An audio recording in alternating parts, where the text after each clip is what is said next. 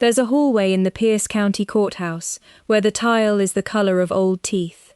6 years ago, I stood in it holding a manila folder that could end my mother's version of our family for good. This is how a woman who grew up being called the reliable one ended up there, about to testify against her own blood, over a 7-year-old who'd learned to time herself getting dressed. 2 minutes flat was her record. I'll explain why, but you need the rest first, or it won't land. I'm Renee Castillo, 31 now. This starts when I was 12. Growing up outside Tacoma, my house didn't run on love exactly, it ran on roles. My older sister Meg got cast as the one who needed protecting. I got cast as the one who didn't. Nobody held auditions, it just calcified, the way water finds its channel and never leaves it. When Meg cried, the house stopped. When I cried, someone asked what was wrong with me that day. Here's the detail that mattered later. My grandmother, my dad's mother, left a trust when she died, split 2 ways, 1 per granddaughter, payable at 25. My mother was named trustee for both until then. I didn't think about that once in 15 years. I should have. By 17 I had a plan taped inside my locker, nursing prerequisites, a 2-year program, out of the house the week I turned 18. I checked my trust balance online like other girls checked Instagram. Watching it climb felt like watching a door slowly unlock. Meg, meanwhile, married a man named Cole after 4 months of dating, had a daughter, Ren, at 22, and was separated before Ren turned 2. My parents covered Meg's rent, quietly, the kind of quiet that means everyone knows, and nobody says it out loud at dinner. I loved my niece before I even really knew her. That part never changed, no matter what came after.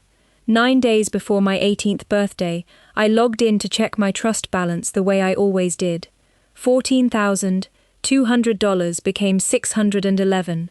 I called the bank. A trustee doesn't need your permission for a disbursement. That's the whole design of a trust. My mother had pulled $13,600 for family need, completely inside her legal rights. I drove home and set my phone on the kitchen table, balance screen still glowing. My mother didn't flinch. She was folding towels. She said Meg needed a car that wouldn't leave her, and a baby stranded on I-5.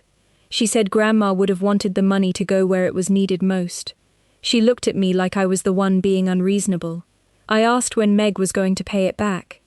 My mother actually laughed.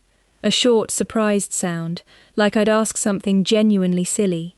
It's not a loan, Renee. It's family. You've always been the one who lands on her feet. That sentence did something permanent to my chest. It wasn't gratitude for my strength. It was a use case for it. 2 days later, there was a paper on the table. A release, typed up by a family friend who did contract work. Language about the disbursement being fully authorized and non-contestable. All it needed was my signature, for everyone's peace of mind. I asked what happened if I didn't sign. My mother didn't raise her voice. That was the part that stuck with me longest, how calm cruelty can sound when it's had 18 years of practice. Then I guess you'll need somewhere else to stay while you sort out how you feel about your family. I packed 1 duffel bag. I remember exactly what made the cut. My CNA study guide, my birth certificate, and 1 photo. Ren asleep in her car seat, fist against her cheek. Not 1 photo of Meg. My father met me in the driveway. He didn't say anything. He pressed 2 $20 bills into my hand and studied his shoes like they'd personally wronged him. $40. That was the whole sentence my father ever managed to say to me about any of it. I'll compress the next 6 years, because I refused to let this story be sadder than it needed to be. I worked full-time and took night classes. I became a school counselor, a job that exists specifically because somebody figured out kids don't always say the true thing out loud the first time you ask. At 24, I was working at an elementary school, 40 minutes from the house I grew up in, and I had not spoken to my mother once in that time. Not for lack of trying on her part, exactly. She sent 1 Christmas card a year with no return address, like she wanted credit for reaching out without any risk of a reply. I saw Meg once, in a Target parking lot, when I was 26. She was loading a cart. Ren, maybe 5, was strapped in the front seat, watching a phone with the sound off. Meg saw me. She didn't wave. She looked away first, fast, like she'd been caught at something, and I drove home and didn't sleep well for 2 nights, and I still don't fully know why. The call came on a Sunday afternoon in April. Not late at night, not tearful. That's what should have tipped me off immediately. My mother's voice was almost businesslike. "Renee, I need you to come by. Something's happened with Ren. It's being handled, but it involves you." "Involves me how?" "We'll talk when you're here." She hung up before I could push further. Calm, controlled, rehearsed. In 18 years growing up in that house, I had never once heard my mother sound organized about a crisis. That's what scared me. I didn't drive to the house. I called the one person I actually trusted to give me a straight answer. My old co-worker's sister, who worked intake for Washington's Child Welfare Department.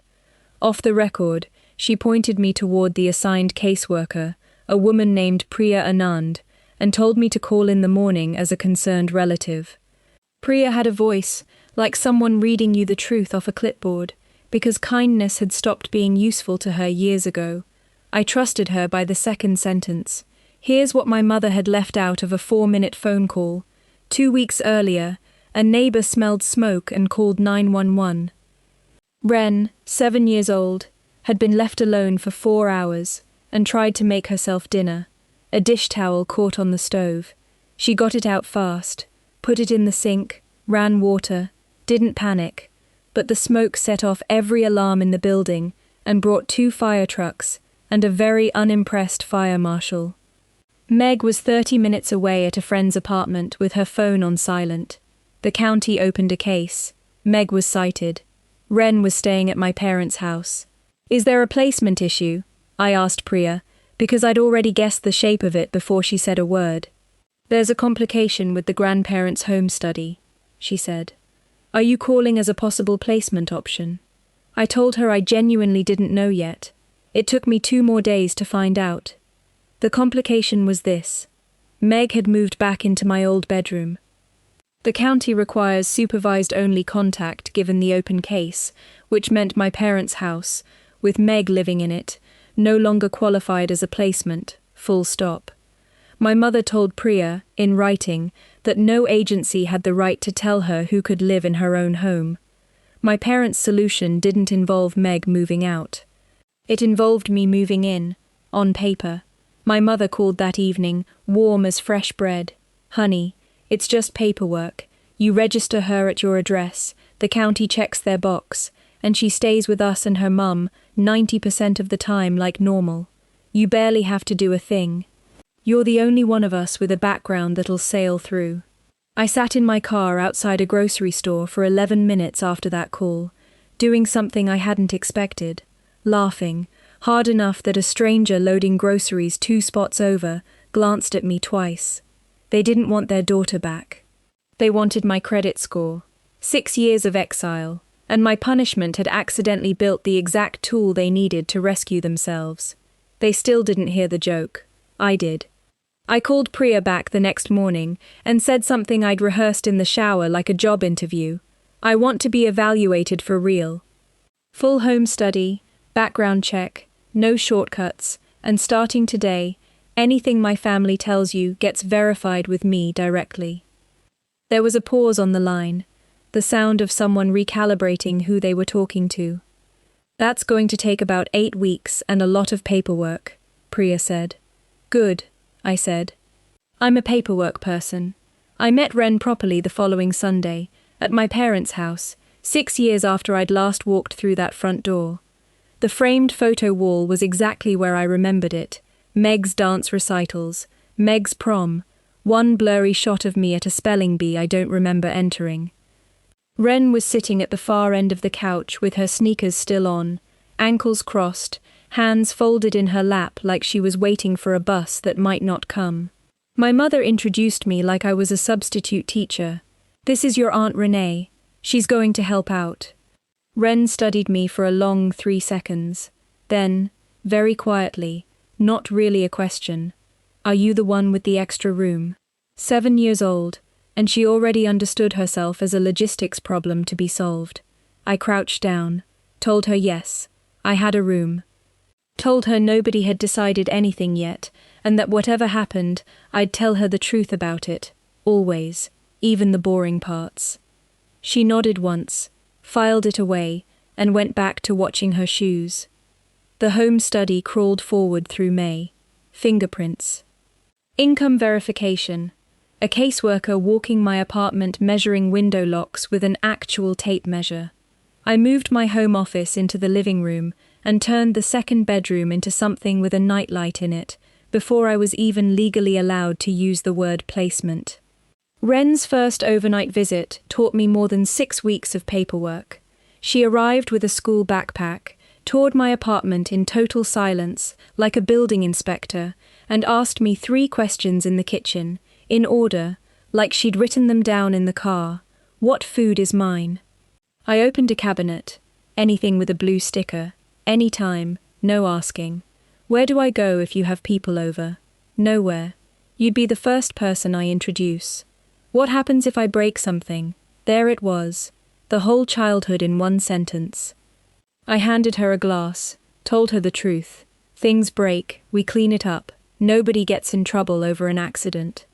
Then I gave her a plastic cup and told her the unofficial house record for dropping it without spilling was 9 times. She dropped it 11 before dinner and almost smiled about it. That night I checked on her before bed, old habit from work, and found her asleep on top of the covers, fully dressed, shoes lined up by the door pointed out, not in. I didn't say anything, I just noticed. I know readiness when I see it, because I used to sleep that way too. Here's the 2-minute rule.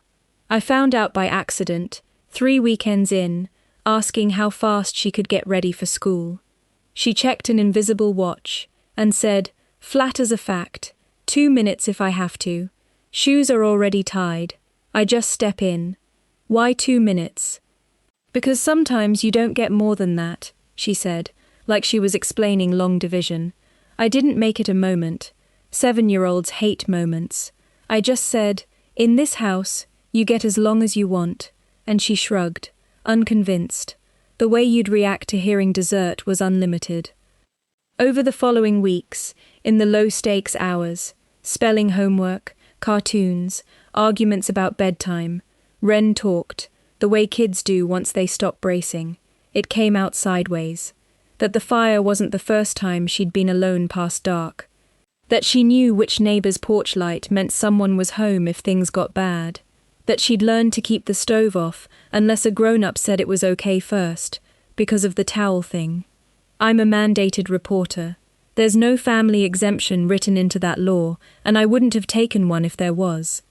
I called Priya and reported it formally, in daylight, on the record, the way I'd promised myself I'd do everything from here forward.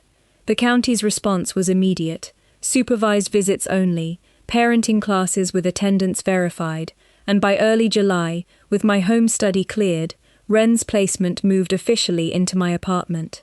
My phone rang at 11 that night. My mother, no tears in her voice at all this time, just flat, cold fury. What did you tell them? What kind of person does this to her own family? I let that question sit in the room a while before I answered anything at all. What followed was 2 acts, back to back. Notice how fast the tone flips, because that flip is the pattern. Act 1, warmth. A casserole outside my door. A note about how proud my mother was. A photo text. Me at 10, holding baby Wren's old dance trophy in one arm. A mop in the other. Mentor's nostalgia. If you looked at what each kid in the photo was holding, it was the whole thesis of our house in one image. Act 2. The vote. Sunday dinner. Extended family. My mother at the head of the table, according to my cousin, who called me after, half whispering. Official version, I'd abandoned this family at 18 out of selfishness, and now, given one chance to help, I was choosing to hand my sister over to the government instead. My father passed the roles, said nothing, consistent at least.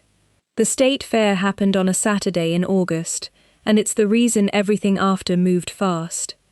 Meg picked Ren up from a supervised activity, a summer arts program at the community center, using an old carpool authorization that hadn't been updated since before the case reopened. A volunteer waved her through.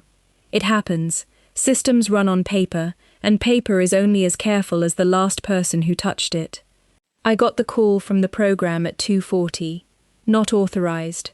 Not with her mother. Not right now. Not under this case plan.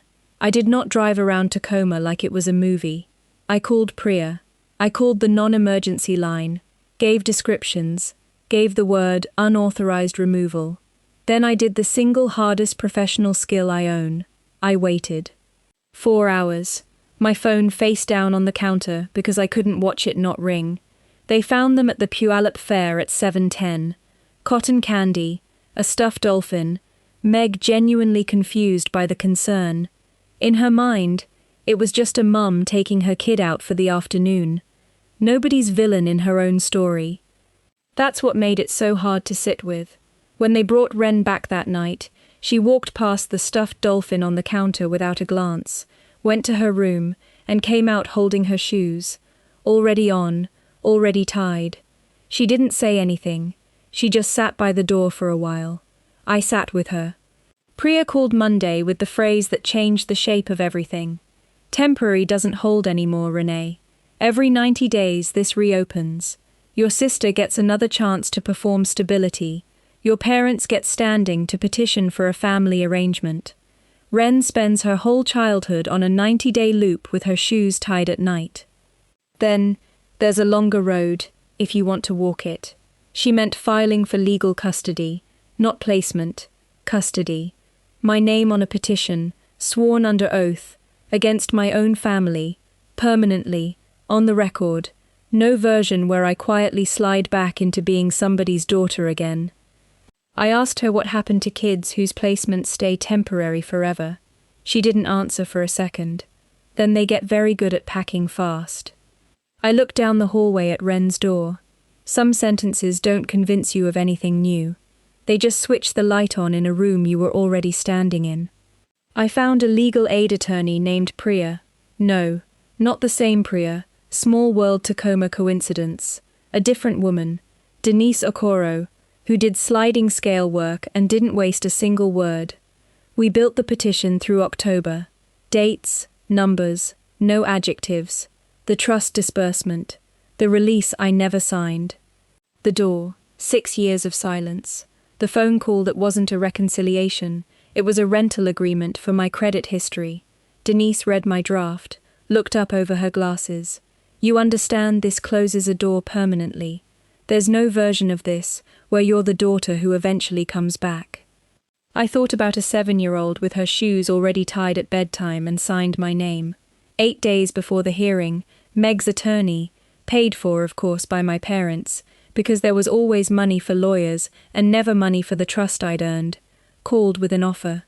Custody, uncontested, mine, tomorrow. In exchange, the petition gets withdrawn. All of it. The trust, the release, the pattern, scrubbed from the record. Meg's visitation goes unsupervised, effective immediately. I sat with that offer for a full day. It wasn't nothing. It would have handed me Ren without a trial, without risk. I asked Denise one question, unsupervised, starting when. She checked the letter. Immediately. I pictured an ordinary Friday sometime next spring. An errand, a boyfriend, a stove nobody was watching. Shoes tied at bedtime again, for a different reason. I told her no. My mother's last call came the night before the hearing, and it was her best performance yet, because there were no tears in it at all. Just warmth. Real, specific, devastating warmth. Come to Christmas this year. Your room's still your room. Meg will sign whatever the lawyers want. We can be a family again, honey. Starting tomorrow. All you have to do is let the old paperwork go. I stood at my stove holding the phone with both hands, and I'm going to tell you the true, unflattering part. I wanted it. Every part of me that was still 12 years old wanted it. and the price tag was hanging exactly where it always hung in that house, on somebody smaller than me. "I'll see you at the hearing, Mum," I said, and hung up before she could hear which invitation I hadn't accepted. Pierce County Juvenile Court, a Thursday morning in November, fluorescent light with a faint hum, my mother in her church clothes, chin high, my father in the suit he wears to funerals, Meg in a dress my mother definitely picked out, soft, forgiving, made to be believed. Before we went in, there was one more table, with one more piece of paper on it, the settlement, laid out flat, pen resting diagonally across it, presentational, exactly like the release 6 years before. My family does love setting a table for me. Meg's attorney cleared his throat. "Miss Castillo, have you reconsidered our offer?" I looked at the pen. I looked at my mother, who for one unguarded second looked less like a strategist and more like a woman who genuinely didn't understand why this was happening to her. "No," I said. "Everything I have to say about this family, I'll say under oath, with everyone listening." That's the only kind of family conversation I do anymore.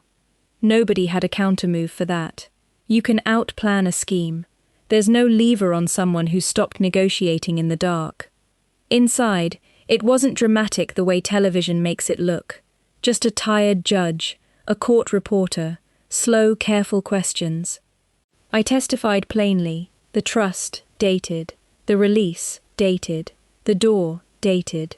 6 years of silence, then a phone call, and a plan to rent my clean background, in my mother's own words.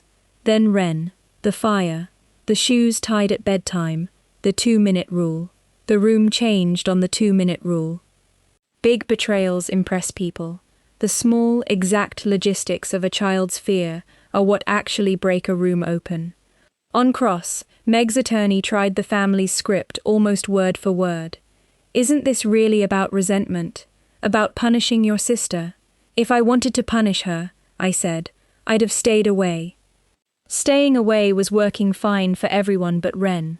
And then the moment I couldn't have written if I'd tried, Meg stood up at the table, over her own attorney's hand on her arm, and said loud enough for the whole room, "She's always been the strong one. She's supposed to be the one who handles things." The gavel came down. It didn't matter. It was already on the record. My family's entire operating system, testified to in open court by its favorite witness. At the end, the judge took off his glasses. "Ms. Castillo, you're 31, single, full-time job. Tell me why this court should give you a child." I looked at my mother once, purse in her lap like a shield, spine straight, waiting for the answer she'd assumed her whole life she was entitled to. Then I looked back at the judge. My whole life I was told I was the strong one, and in my family that just meant I was the one who paid. I've paid in money, and I've paid in years. Ren doesn't need someone strong. She needs someone who stays. I'd rather be that. A chair scraped. The loudest sound in the entire hearing. My mother stood, smoothed her skirt, and said, "To the room, to the record. You've gotten everything you ever wanted, Renee. I hope it was worth it." She walked out.